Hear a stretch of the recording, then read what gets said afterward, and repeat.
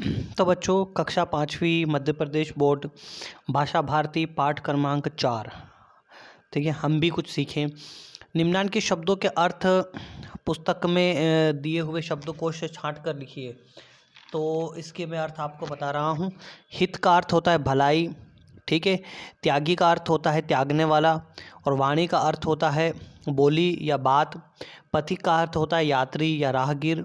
खुशबू का अर्थ होता है सुगंध, और माया का अर्थ होता है अवास्तविकता। पिछड़ा का अर्थ होता है पीछे रह जाने वाला। अनपढ़ का अर्थ होता है निरक्षर। ये आपको लिख देना है इनके आगे, ठीक है।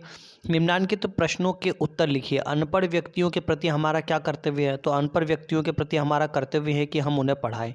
धरती से हमें क्या क्या प्राप्त होता है? तो धरती पर खेती होती है, उससे हमें अन्न प्राप्त होता है। धरती पर पेड़ पौधे उगते हैं, जिससे हमें औषधि, फल, फूल प्राप्त होते हैं।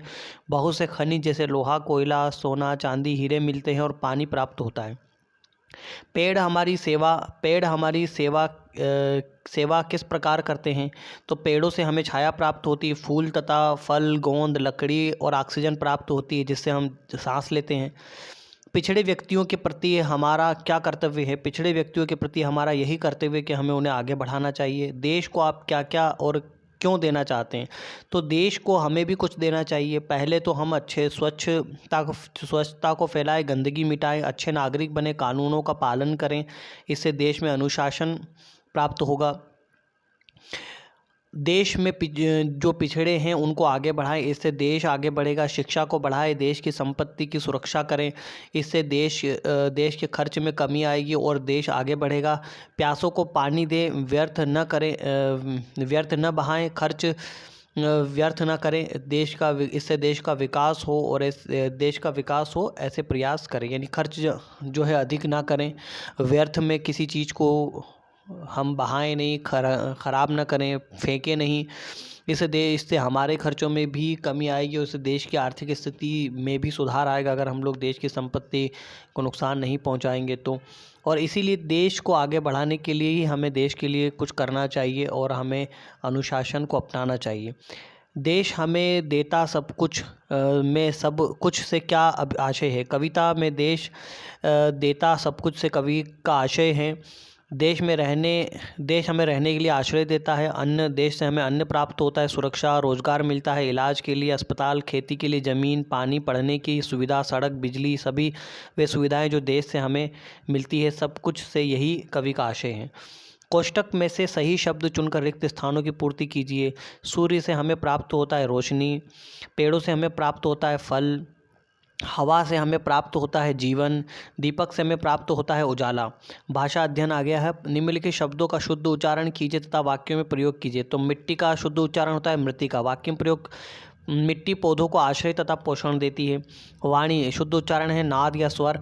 वाक्य में प्रयोग: हमें अपनी वाणी में मधुरता लानी चाहिए। पथिक का शुद्ध उच्चारण होता है यात्री या राहगीर। वैसे यात्री इसका शुद्ध उच्चारण होता है यात्री, और वाक्य में इसका प्रयोग है: पथिक को तेज धूप में पेड़ों की छांव सुहानी लगती है। रोशनी शुद्ध उच्चारण प्रकाश है इसका। वाक्य में प्रयोग: सूर्य निकल आया, चारों तरफ रोशनी फैल गई। अनपढ़ शुद्ध उच्चारण है निरक्षर। वाक्य में प्रयोग: हमें अनपढ़ों को पढ़ाना चाहिए। पिछड़ा पीछे गमन करने वाला। वाक्य में प्रयोग है: हमें पिछड़ों को आगे बढ़ाना चाहिए। निम्नलिखित शब्दों के सामने उनके पर्यायवाची शब्द दिए हैं, इनमें से एक एक शब्द नहीं है, यानी एक एक शब्द जो है पर्यायवाची नहीं है, उस पर गोला लगाना है। तरु का वृक्ष पर्यायवाची होता है। तरु वृक्ष, पादप, पेड़ एक ही है, लेकिन लता जो होता है वो बेल के लिए इस्तेमाल होता है, इसीलिए लता पर गोला लगाएंगे। जमीन, पृथ्वी, धरा, ये धरती का ही नाम है, लेकिन भूधर जो है धरती के लिए यूज़ नहीं होता है, इसलिए भूधर पर गोला लगाएंगे। हवा, पवन, समीर, वायु हवा के ही नाम है, लेकिन वायुयान हवाई जहाज को कहते हैं, इसलिए वायुयान पर गोला लगाएंगे। सूरज, दिनपति, भास्कर, दिनकर सूरज के ही नाम है, लेकिन रजनीपति चांद का नाम है, इसलिए रजनीपति पर गोला लगाएंगे। फूल, पुष्प, कुसुम, पहुप, ये फूल के ही नाम है, लेकिन फल जो है वो फूल का नाम नहीं है, इसलिए फल पर गोला लगाएंगे। निम्नलिखित शब्दों से विशेषण चुनकर अलग लिखिए। नया जीवन, विशेषण क्या होता है? जब किसी संज्ञा या सर्वनाम के साथ मिलकर जो शब्द आता है, उस या संज्ञा या सर्वनाम की विशेषता बताने के लिए उसको विशेषण शब्द कहते हैं। जैसे जीवन शब्द है, लेकिन नया जीवन यानी जीवन कैसा है? नया है, तो ये इसका विशेषण हो गया नया। जैसे दोपहरी एक शब्द है, जलती हुई दोपहरी, तो दोपहरी कैसी है, जलती हुई, तो जलती हुई विशेषण हो जाएगा।